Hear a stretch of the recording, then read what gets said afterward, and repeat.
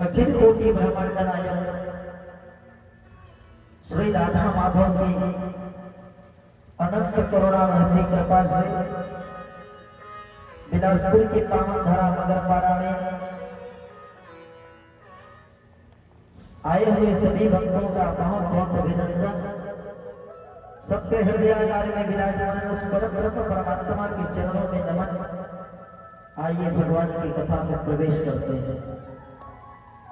कल आप लोग सुन रहे थे सती चरित्र।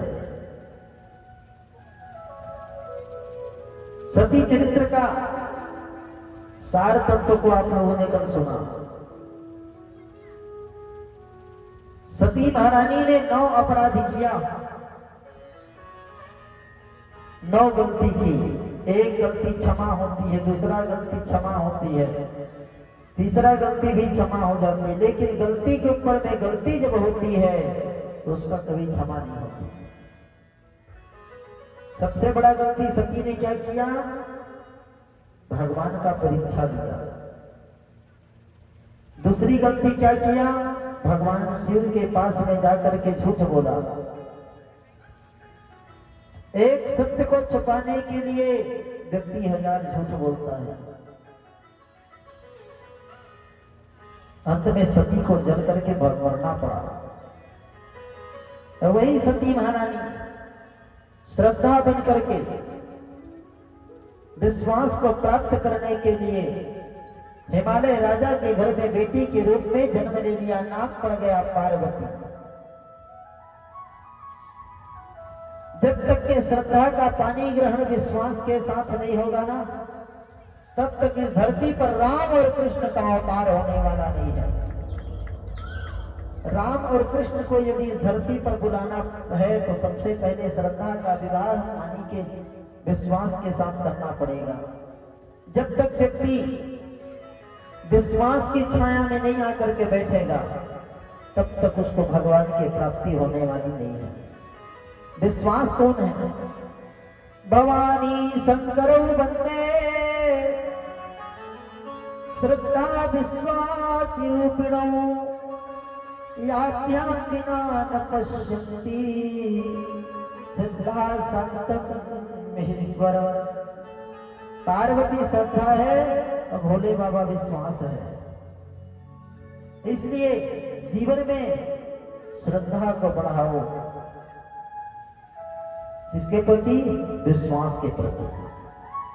गाते हैं ना, श्रद्धा भक्ति बढ़ाओ, है ना। सती महारानी श्रद्धा बन करके प्रकट हुई है। कहाँ?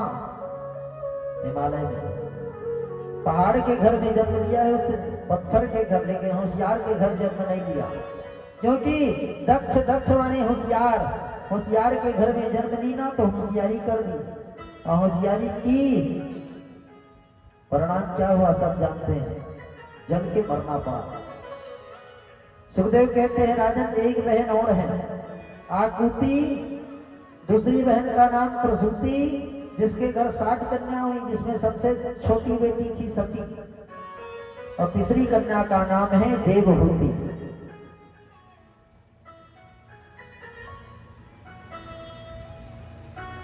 मन में स्वयं मनु के विचार आया कि मैं अपनी छोटी बेटी किसको दूं।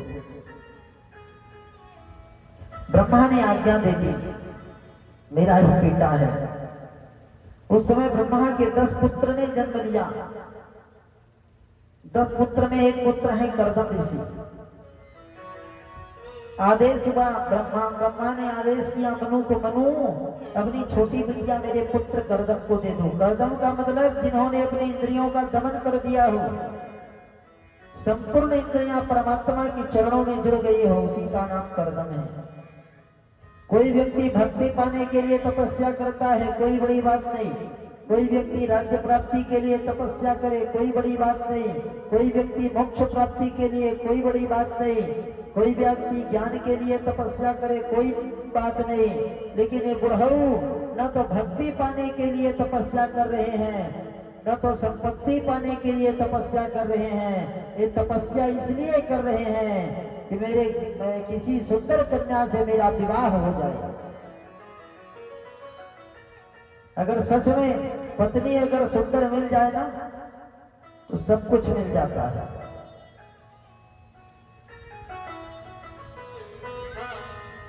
आदेश हुआ ब्रह्मा का, मनु महाराज अपनी बेटी को लेकर के गए। ढूंढते ढूंढते पर्वत की कंदरा पर रहता था वो कर्दम। गर्मी के दिन थी, दोपहर काल स्नान करने के लिए उतरे थे 12 बजे। नदी के बिंदु सरोवर नदियां बहती थे वहीं पर, सुंदर नदी, सुंदर हरे भरे बाग बगीचा नदी के किनारे। एक साथ बाघ और बकरी पानी पिया करते थे। हिरण, बाघ, बकरी, शेर सब एक घाट में पानी पीते थे उतर के, किसी को कोई नुकसान नहीं। इतने प्रेम था पशुओं में भी। पता लगाते लगाते आए, देख लिया कर्दम ऋषि को। बोले महाराज यहाँ कोई कर्दम नाम के ऋषि रहते हैं क्या? कर्दम ने कहा रहते नहीं है, मैं हूं। लेकर के आश्रम में गए।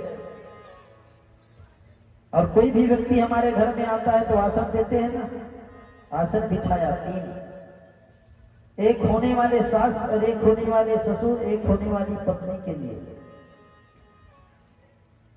पत्नी ने सोचा गुरु के दिए हुए आसन में शिष्य को कभी बैठना नहीं चाहिए, और पति के दिए हुए आसन में पत्नी को कभी बैठना नहीं चाहिए। स्वामी के दिए हुए आसन में सेवक को कभी बैठना नहीं चाहिए। सती महात्मा देवहूति ने सोचा क्या करूं, अगर नहीं बैठती हूं तो देने वाले का अपमान होता है, आसन का अपमान होता है। इसलिए उसने एक हाथ को आसन पर रखा और जमीन पर चुपचाप बैठ गए। कर्दम ऋषि ने देखा, कर्दम ऋषि के देख करके नेत्र सजल हो गए। धन्य है, यदि ऐसा मुझे धर्म पत्नी मिल गया तो मेरा जीवन धन्य धन्य हो जाएगा। सच में ईटा पत्थर सीमेंट के मकान को मकान नहीं कहते। न गृहम गृह विद्याहु गृहिणी गृह उच्यते। मकान किसको कहा जाता है? घर की धर्म पत्नी को। अगर पत्नी चाहे तो झोपड़पट्टी को महल बना सकती है, और पत्नी चाहे तो बना हुआ महल को कब झोपड़पट्टी में लाके खड़ा कर दे। पत्नी के ऊपर में है। पूछा गया कैसे आना हुआ राजा? बोले मेरी 3 बेटियां 2 पुत्र। ब्रह्मा का आदेश हुआ कि मैं अपनी बेटी आपको दे दूं। कर्दम ने नेत्र बंद कर लिया। महाराज एक बार विचार करिए, मैं कहां जंगल में रहने वाला, आप कहां महलों में रहने वाले, मैं कहां कंदमूल फल खाने वाला, आप कहां 56 व्यंजन खाने वाले, मैं कहां कर्णकंठ का घास में सोने वाला, आपकी कन्या कहां डंडक के गद्दा में सोने वाली। दोनों का मेल नहीं हो रहा है। बेटी की ओर देखा, बेटी कैसे करोगी? बेटी जानती थी, ब्रह्मा ने आदेश दिया था यदि आपकी बेटी का विवाह कर्दम के साथ हो जाए तो कर्दम और देवहूति के दोनों के संयोग से परब्रह्म परमात्मा स्वयं पुत्र बन करके गोद में खेलेंगे। कैसे करेगी बेटी? बेटी ने कहा पिताजी जीवन में थोड़ा कष्ट जरूर मिले, लेकिन भगवान मेरी गोद में तो आएंगे। विवाह कर दिया पिताजी ने। बेटी तो बड़ा सुंदर शिक्षा दिया। बेटी को विवाह में मंडप में कार दो या मत दो, लेकिन संस्कार सुंदर दो। बेटी को समझाओ, बेटी नदियां जब बहती है तो अनेक मोड़ आती है। ये गृहस्थ जीवन भी एक नदी की तरह है। इस जीवन में भी बहुत मोड़ आएगी, दुख भी आएंगे, सुख भी आएंगे, है ना। लेकिन बेटी, भले घर के अंदर में 2 आंसू बहा लेना, लेकिन बात कभी बाहर मत लाना। बड़ा सुंदर समझाया बेटी को। एक ही धर्म एक व्रत देना, काय वचन मन पति पद प्रेमा। पति के चरणों में प्रेम करना, पति चाहे जैसा भी रहे। पिताजी ने समझाया और समझा करके माँ और पिता दोनों लौट गए। बेटी को जंगल में छोड़ दिया। रहने के लिए न मकान है, ऋषि हैं। ऋषि ने कहा, देवी मैं कहा बनवासी और तुम कहा राजपुत्री। स्वामी, मेरे भाग्य में यदि सुख लिखा होगा ना, तो मैं एक बनवासी के पास भी सुख भोग सकती हूँ, और मेरे भाग्य में यदि दुख लिखा होगा तो एक राजा के पुत्र के साथ भी मैं कभी सुखी नहीं रहूंगी। चलो स्नान करने के लिए दोनों के दोनों नदी के तट में गए। बिंदु सरोवर, एक घाट में बाघ, बकरी, शेर सब पानी पी रहे थे। देखा स्वामी, ये सब जीव, ये देवी, सब में आपस में प्रेम है, किसी में विद्रोह, किसी में द्वेष की भावना नहीं है। इतना प्रेम, इतना प्रेम। अभी तक कुछ नहीं है। देखा तो नेत्र से जर्जर जर्जर आंसू बहने लगे। ये सब किसके प्रभाव है? ये सब मेरी तपस्या के प्रभाव है। जैसे नहा करके पर्वत की कंदरा पर चढ़े दोनों के दोनों। स्वामी, आप रहते कहाँ हैं? बोले गुफा है, चलो अंदर आ जाओ। गुफा के अंदर लेकर के गए। बड़ी बड़ी चट्टानें पड़ी हुई है। हे राम, कहीं पर निकल करके बैठा है, कहीं पर नाग देवता बैठे हैं, कहीं पर चूहा बैठा है। आगे गए, उल्लू का घोंसला देखा। हे भगवान, कहीं पर गिद्ध का घोंसला देखा, कहीं पर अजगर डोल रहा था, कहीं पर बिल से बिच्छी निकल के बैठे थे। देखा तो देख करके कांप गई। आप कहाँ रहते हैं? देवी, मैं भी इन्हीं परिवार के बीच में रहता हूँ। इन लोगों से कोई तकलीफ? बोले कोई तकलीफ नहीं, हमारा परिवार ही है ये। आप बैठते कहाँ हैं? तो सब अपना अपना कब्जा करके बैठे। बोले वो कोना देखना, कोना में ना एक हाथ लंबा एक हाथ चौड़ा जो जगह है ना, बस मेरा है वो। कैसे बैठते हैं? दौड़ करके गए, अपनी आसन में जा करके पालथी मार करके बैठा। एक माला में परमात्मा का भजन कर लेता हूँ। और जैसे ही उन्होंने नेत्र बंद किया और नेत्र बंद के समाधि लगाया, परीक्षित 40 वर्ष तक नेत्र नहीं खुला उनका। ऐसा समाधि लगा भगवान के चरणों में। ना कुछ खाया ना कुछ पिया, क्योंकि जो परमात्मा के भजन में रहता है ना, उसको ना तो प्यास लगता है, ना तो भूख लगता है, ना तो ठंडी लगता है, ना तो गर्मी लगता है ना। सत्यनारायण बाबा को देखना, जैसे बैठे वैसे ही बैठे। ठंडी आती है तो हम स्वेटर भी साते हैं, गर्मी आती है तो हम अपने घर में एसी लगवाते हैं, लेकिन सत्यनारायण बाबा करके दिखा रहा है। रोज ये गर्मी के दिनों में ठंडी पानी लेकर के रखती थी, शरीर को पोंछती थी, जंगल जाकर के लकड़ी काट करके लाती थी, पति के लिए कंदमूल फल का व्यवस्था करती थी।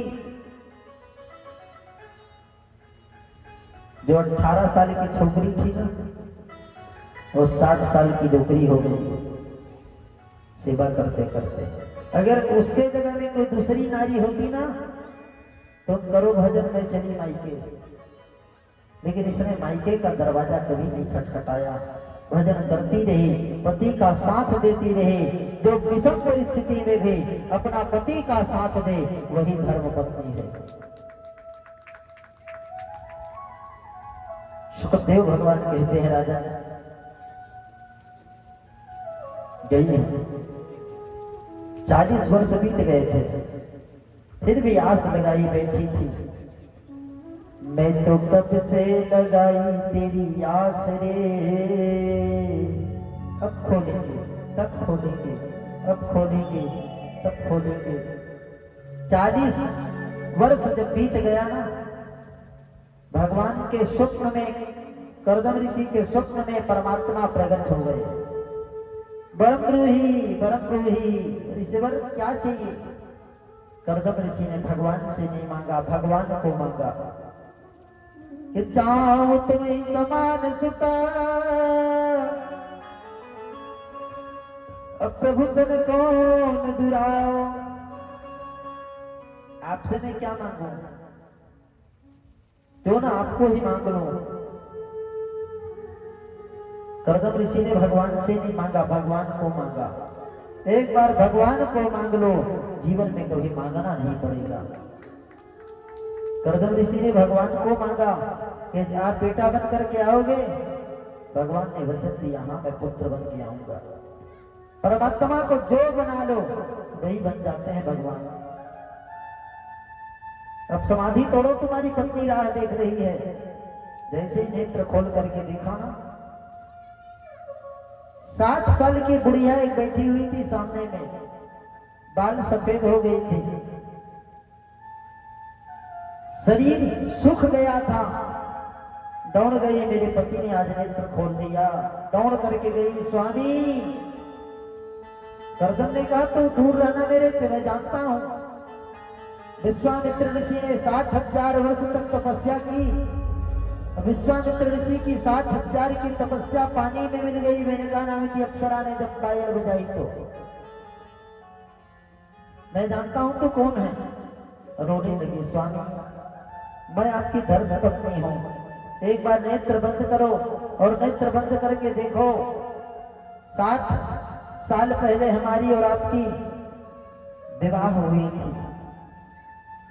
ध्यान लगाया और ध्यान लगा करके जैसे ही देखा ना,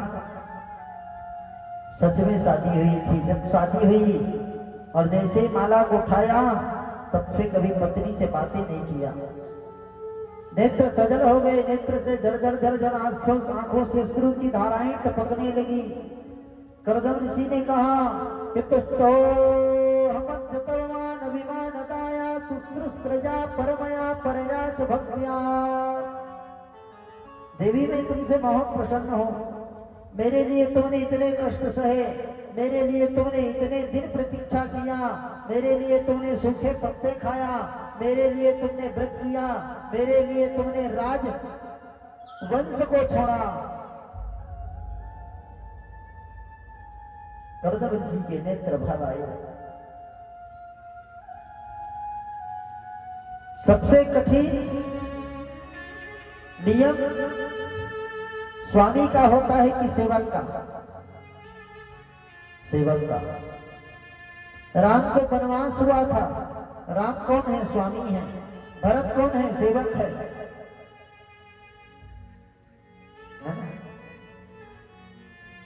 वनवास राम को नहीं हुआ था, वनवास तो भरत भैया को हुआ था,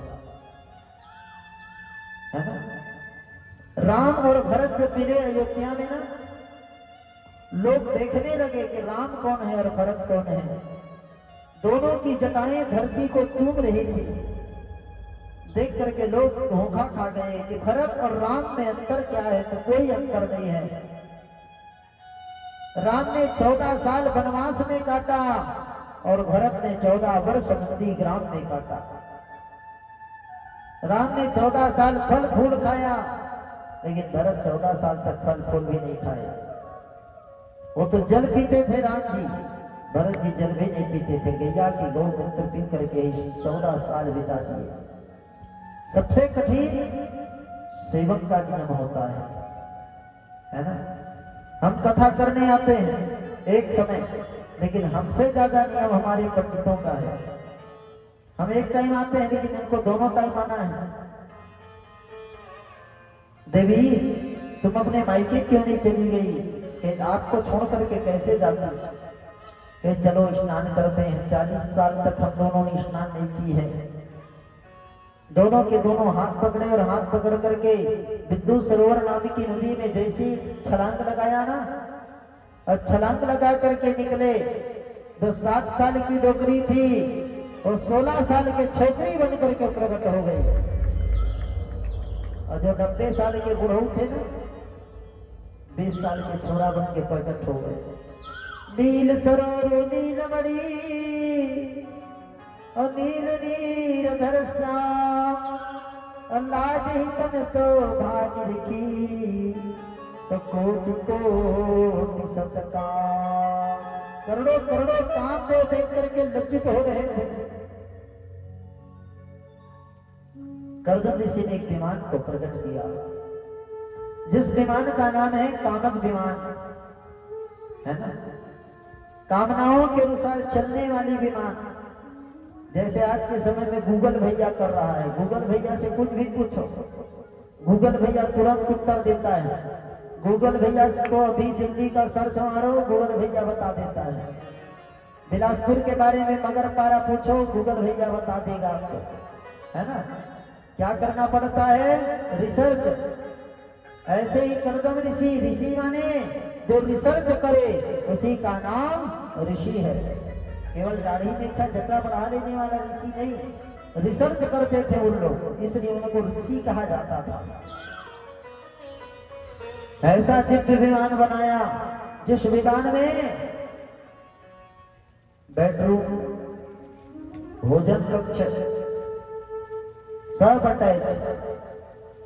जितनी सुविधा आज के घरों में नहीं है उतनी सुविधा उस विमान में बनी हुई थी। अभी जलेबी खाना है, एक कमरे से जलेबी निकल रही है। अभी गरम गरम केसर युक्त दूध पीना है, दूध तैयार हो जाती थी। अभी खोआ खाना है, खोआ। अभी वृंदावन जाना है, हवाई जहाज को तो समय लगता है पहुंचने में। यहाँ से वृंदावन जाओगे हवाई जहाज में 1.5 घंटे लगेंगे, लेकिन कामक विमान को पहुंचने में बस कामना कर दो पहुंच जाती थी। हरिद्वार तो हरिद्वार। परीक्षित 3 लोग 14 भुवन सुख प्राप्त किया दोनों ने। 4 धाम की यात्रा किया और यात्रा करके जैसे ही अपने उस गुफा के पास में आए तो जो गुफा बना हुआ था जहां पर सांप बिच्छी एक साथ रहा करते थे, वहीं पर 7 मंजिल के महल बने हुए थे। नाना प्रकार की सुंदर उद्यान लगे हुए थे। सुंदर चंपा, चमेली, कमला, मोगरा आदि आदि के पुष्प लगे हुए थे। करदम ऋषि से पूछा देवी ने, ये सब किसके हैं? बोले आपके हैं। चलो आप गृहस्थ जीवन में प्रवेश करते हैं। गृहस्थ जीवन में जब दोनों ने प्रवेश किया तो दोनों के संयोग से 9 कन्याओं ने जन्म लिया। कितनी कन्या? 9 कन्या। सबसे बड़ी कन्या का नाम है अनुसुईया। अनुसुईया को कौन नहीं जानता? कौन है अनुसुईया? महान पतिव्रता नारी है, जिसने चित्रकूट में मंदाकिनी की नदी को प्रकट किया। जिस अनुसुईया के चरणों में स्वयं माता सीता गई है ज्ञान प्राप्त करने के लिए। अत्रि ऋषि की पत्नी है अनुसुईया, जिसने ब्रह्मा, विष्णु और महादेव को 6-6 महीना के लड़का बना के झुलिया झुलाए थे, है ना। माता अनुसुईया ने डाल दिया पालना और 3 देव झूल रहे बन करके लालना। तीनों देवता उसकी परीक्षा लेने के लिए गए। दत्त दत्त दत्त 3 बार बोले, भीख मांगे थे, दे दो दे दो दे दो, वो भी बिना वस्त्र के दो। ऐसा गंगा जल लेकर के तीनों को ऊपर छिंचा। तीनों के तीनों 6-6 महीना के लड़का बन गए और झुलिया झुलाते रहे 6 महीना तक। ब्रह्माणी ब्रह्माणी रुद्राणी कमलानी कल्याणी जब आई 6 महीना बाद, हमारे पति आए थे क्या यहाँ? बोले आए थे, नहीं आए हैं। कहाँ हैं? बोले वो झुलिया झूल रहे हैं। तो ब्रह्मा को ऊपर में विष्णु और विष्णु को ऊपर में शिव। ब्रह्माणी रुद्राणी कल्याणी से बोले अपने अपने पति को ले जाओ, मैं नहीं संभाल सकती। तीनों के तीनों एक साथ रोते हैं और तीनों को पिलाना पड़ता है। माँ एक हो और बच्चे 3 हो तो बहुत कष्ट है। ब्रह्माणी गई कि मेरा पति कौन है, कहीं पति के जगह में पूरा ससुर को ना पा जाऊं। फिर सोचा देवर को ना उठा लूं। अरे कहीं तुम कैसी नारी हो जो अपने पति को नहीं पहचान सकती हो। तब ब्रह्माणी, रुद्राणी और कल्याणी ने अनुसुईया के चरणों में जा करके लेट गई। मां तू धन्य है। सावित्री अनुसुईया थे भगवान भी आ रहा है, असतियों के सत पर टिका हुआ यह देश हमारा है। दूसरी बहन है अरुंधति। अरुंधति को कौन नहीं जानता, वशिष्ठ की पत्नी है। वशिष्ठ कौन है?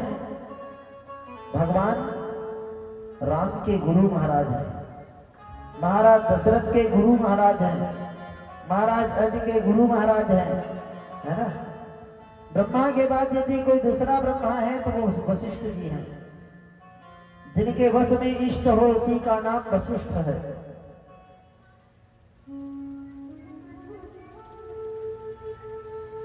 नौ कन्याओं ने जन्म लिया।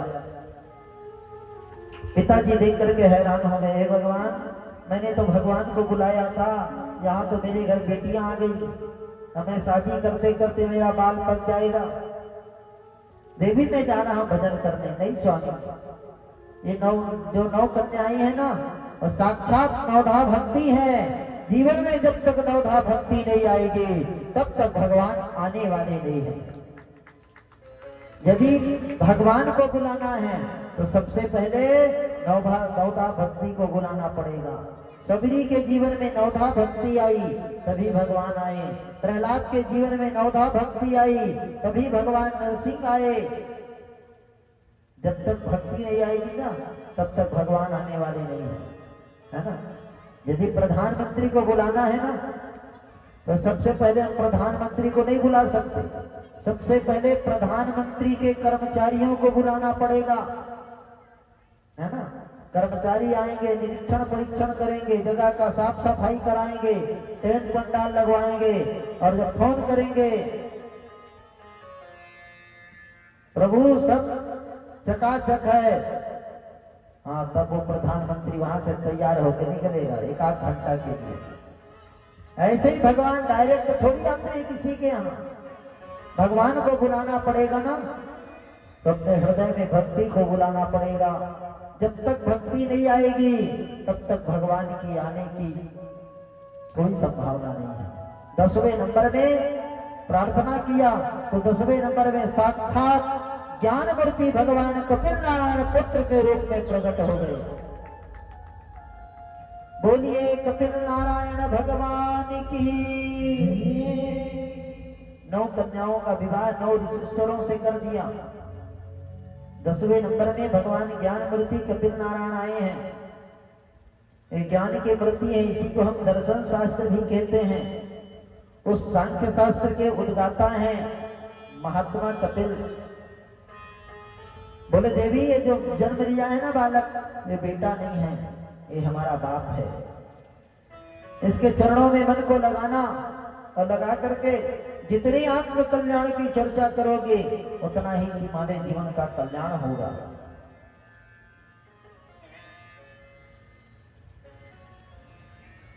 ठीक है गुप्ता जी,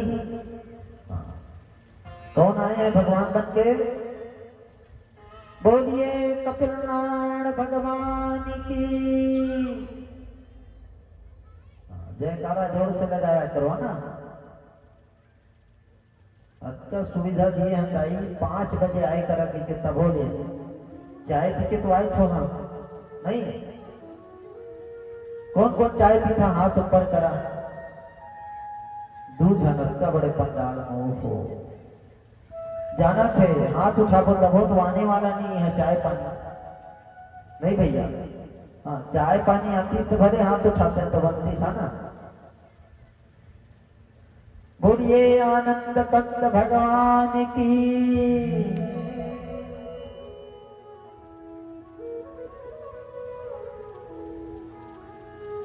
भगवान कपिल नारायण प्रकट हो गए 10वें नंबर में। धीरे धीरे शनि शनि बढ़ने लगे। एक सुंदर माँ ने मंच बनाया, ब्याज गद्दी। उसी गद्दी पर भगवान कपिल नारायण को माँ ने विराजमान करा दिया और विराजमान करा करके माँ ने पूजन करने लगी। भगवान कपिल ने कहा, माँ ये क्या कर रही हो तुम, आज गंगा उल्टी कैसे बह रही है? भगवान कपिल ने पूछा, माँ ने कहा, आज गंगा उल्टी नहीं, आज गंगा सीधी बह रही है। माँ बैठ गई, 9 बहन आकर के बैठ गई। माँ ने प्रश्न किया भगवान कपिल से, हे प्रभु, निविड़ा नितरान भुवन सन्निधि दर्शनात् न संभाव्यमानेन न प्रपन्नो नमः प्रभो। हे प्रभु, मैं आपसे 2 प्रश्न करूंगी कि पूछो ना माँ, आप तो स्वयं विदुषी हो, आप तो स्वयं ज्ञानी हो, फिर भी चाहती हो पूछना तो पूछ सकती हो। भगवान से माता देवहूति ने प्रश्न किया, हे नाथ एक बात बताइए, मेरी परिस्थिति बड़ी खराब होती चली जा रही है। ये 5 ज्ञान इंद्रियां और 5 कर्म इंद्रियां अपने अपने ओर खींचती हैं। आंखें कहती है अच्छे अच्छे वस्तुओं को देखो, कान कहती है मधुर मधुर संगीत का श्रवण करो, नासिका कहती है अच्छे अच्छे गंध का ग्रहण करो, जीभ कहती है अच्छे अच्छे स्वादिष्ट भोजन को खाओ, त्वचा कहती कोमल कोमल वस्तुओं का स्पर्श करो। इन इंद्रियों को वश में करने का उपाय क्या है? दूसरा प्रश्न मेरा यह है कि बंधन शरीर का होता है कि बंधन आत्मा का होता है कि बंधन मन का होता है? भगवान कपिल ने कहा, माँ आप तो स्वयं ज्ञानी, आप तो स्वयं विदुषी हैं, फिर भी आपने पूछा है, मैं अवश्य बताऊंगा। माँ आपकी पहला प्रश्न है, इंद्रियों को वश में करने का उपाय क्या है? व्यक्ति के वश में सब कुछ है, लेकिन व्यक्ति के वश में उनकी इंद्रियां नहीं है। सब में ब्रेक लगा है, लेकिन इंद्रियों में ब्रेक नहीं लगा है। गाड़ी जहां ब्रेक मारो खड़ी हो जाती है, लेकिन मन में ब्रेक नहीं है ना? इसीलिए हमारे हनुमान जी कहते थे, धीरे चलो तो धन्यवाद, जोर से चलो तो इलाहाबाद। बोलो राधे राधे, है ना? आपकी प्रथम प्रश्न है मां, इंद्रियों को वश में करने का उपाय। देखना इंद्रियों के न घोड़े भगे, इसमें संयम कह जा घोड़े पड़े, अपने रथ को सुमार्ग लगाते चलो, कृष्ण गोविंद गोपाल गाते चलो। जीभ को पकवान खाने की आदत है ना? लेकिन जीभ को भगवान के नाम लेने की आदत नहीं है। जीभ को गुपचुप खाने की आदत है, लेकिन जीभ को भगवान के नाम गाने की आदत नहीं है। भगवान कपिल कहते हैं, मां जो चीज अच्छी लगती है उस चीज को धीरे धीरे त्यागो। जितना जीभ को पकवान खिलाओगे ना उतना कम है ना? जितना दो उतना ही कम है। माँ को कपिल ने एक कथा सुनाई। माँ, एक किसान के पास में 50-60 बकरे थे, बकरियां थी। किसान रोज चरा चरा करके लाता था, फिर आता था ना, फिर हरी हरी घास को डालता था, फिर खाने लगते थे। हैरान हो गया। एक दिन उसने घोषणा करा दी अपने राज्य में, मेरे इन बकरी और बकरों को जो चारा चरा के घर पेट लाएगा उनको मैं आधा हिस्सा दूंगा।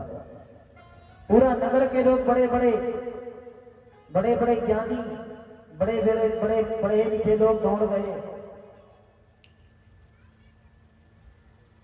एक ने अपना 10 एकड़ का खेत चला दिया। जानता है मैं 10 एकड़ चढ़ाऊंगा तो 50 एकड़ में 25 एकड़ ऐसे ही पा जाऊंगा। बोले चराने के बाद में मैं परीक्षा भी लूंगा।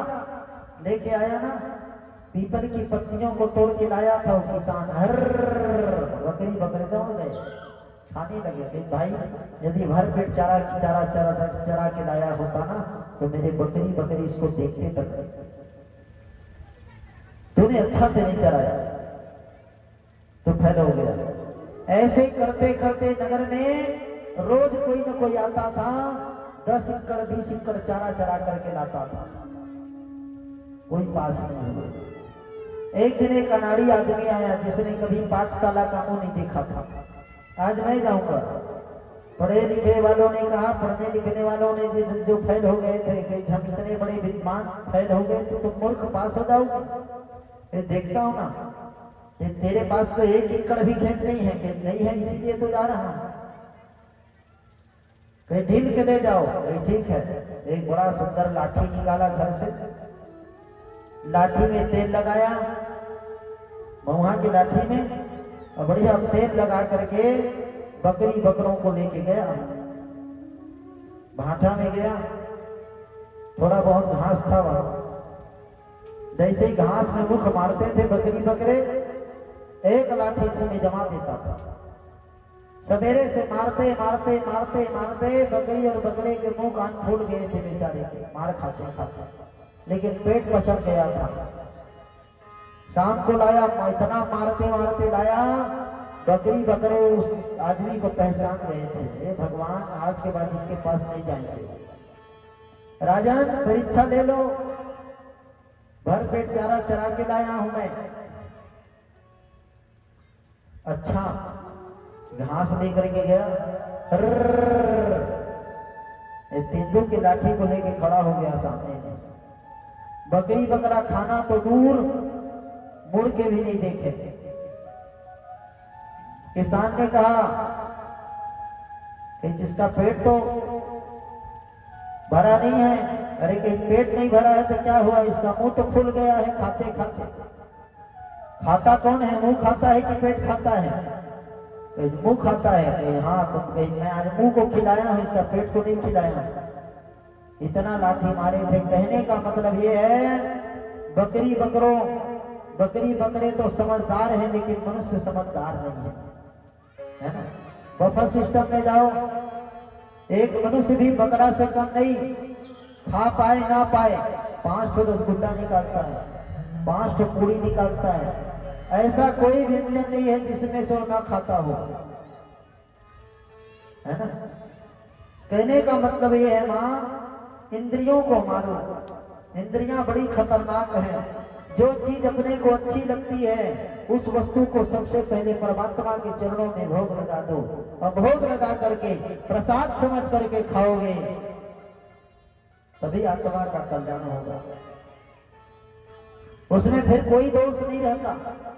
दूसरी बात, आपने प्रश्न किया कि बंधन शरीर का होता है कि बंधन आत्मा का होता है कि बंधन मन का होता है। मां, आत्मा के बंधन के बारे में सोचना भी पाप है, क्योंकि जिस आत्मा ने कभी जन्म ही नहीं लिया है उस आत्मा की कभी मोक्ष भी नहीं होती है। जन्म लेता है शरीर, बढ़ता है शरीर, सुख मिलता है शरीर को, दुख मिलता है शरीर को, लाभ होता है शरीर को, हानि होती है शरीर को। आत्मा का कोई संबंध नहीं है इससे। इसलिए मां, मन ही बंधन में डालता है, मन ही मुक्ति को देता है। यदि विषयों के प्रति मन में आसक्ति है तो हम बंधे हुए हैं, और मन विषयों से हट गया तो समझ जाओ उसी समय हमारी मोक्ष हो गई। इसलिए मन को विषयों से अनासक्त बनाओ। मन को विषयों से अनासक्त बनाने का सबसे पहला तरीका है मां सत्संग। क्या है? सत्संग। सत्संग करे मां, सत्संग करोगे तो महापुरुषों के चरणों में बैठने का सौभाग्य मिलेगा, और महापुरुषों के चरणों में बैठोगे तो महापुरुषों के मुख के वाणी से दिव्य दिव्य कथाओं का रसास्वादन मिलेगा, और रसास्वादन मिलेगा परमात्माओं के कथा का, क्योंकि भगवान के बारे में जानोगे।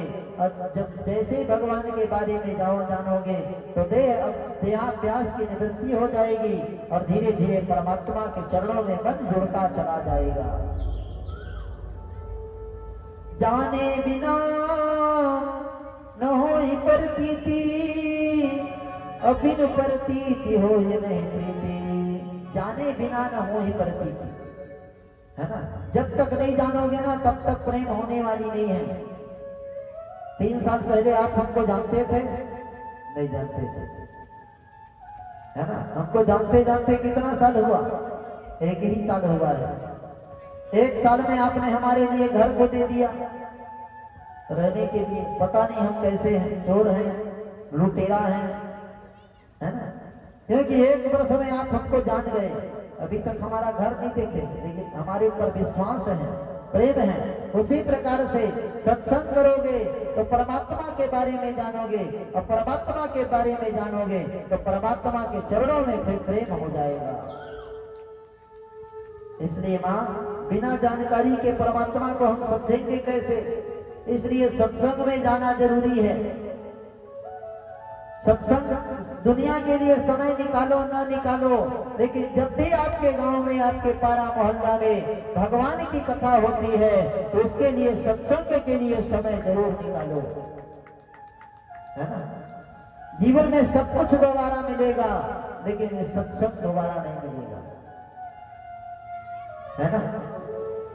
जीवन में सब कुछ मिलेगा, लेकिन ये सत्संग दोबारा हो जाए, बहुत कृपा होती है, तभी सत्संग होती है। सत माने अविनाशी, अविनाशी माने जिनका कभी नाश ना हो।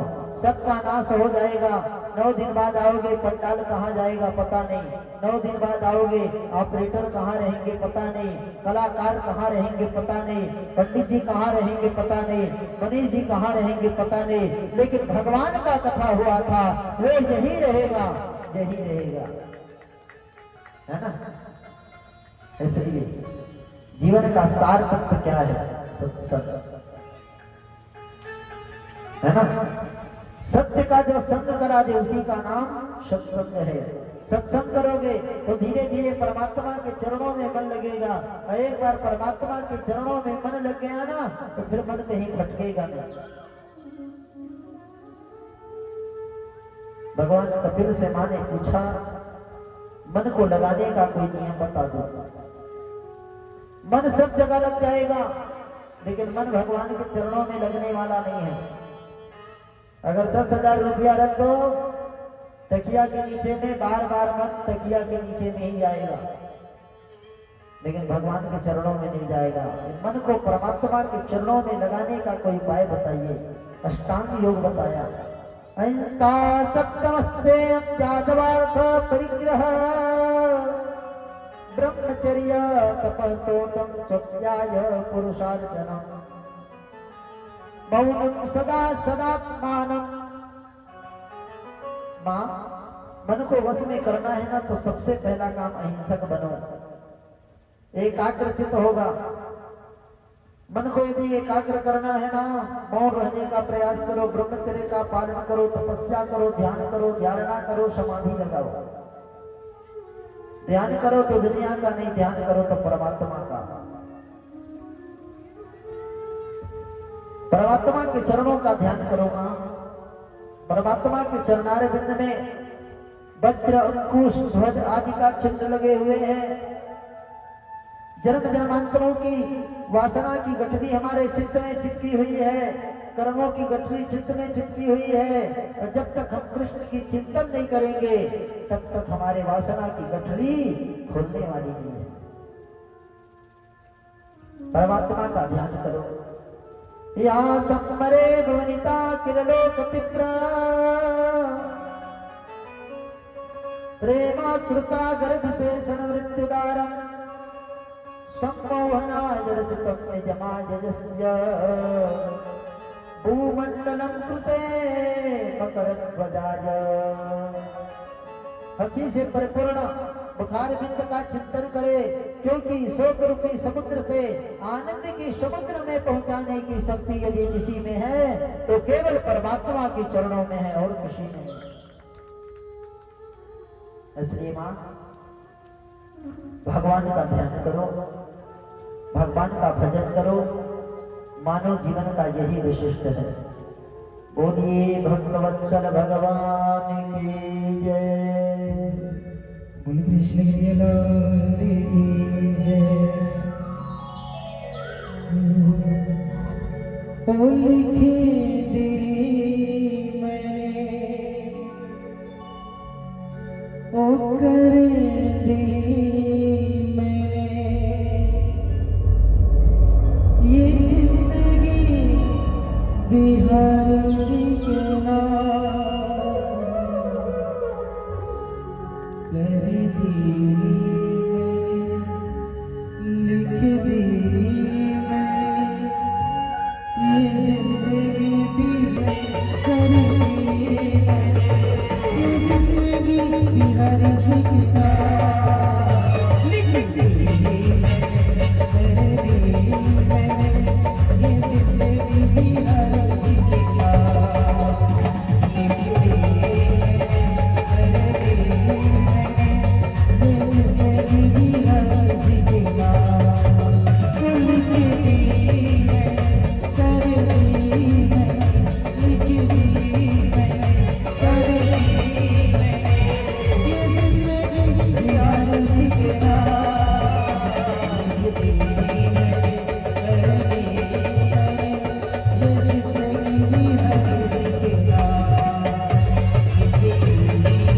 मैंने,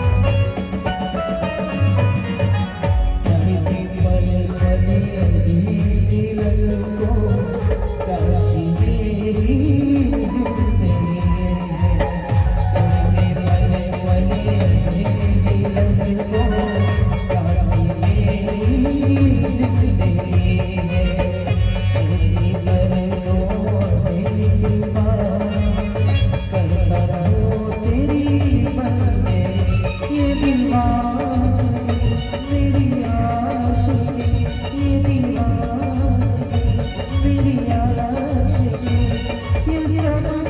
बिहार जी के नाम लिख दी मैंने, कर दी मैंने, ये जिंदगी बिहार जी के नाम लिख दी मैंने, कर दी मैंने, ये जिंदगी बिहार जी के नाम।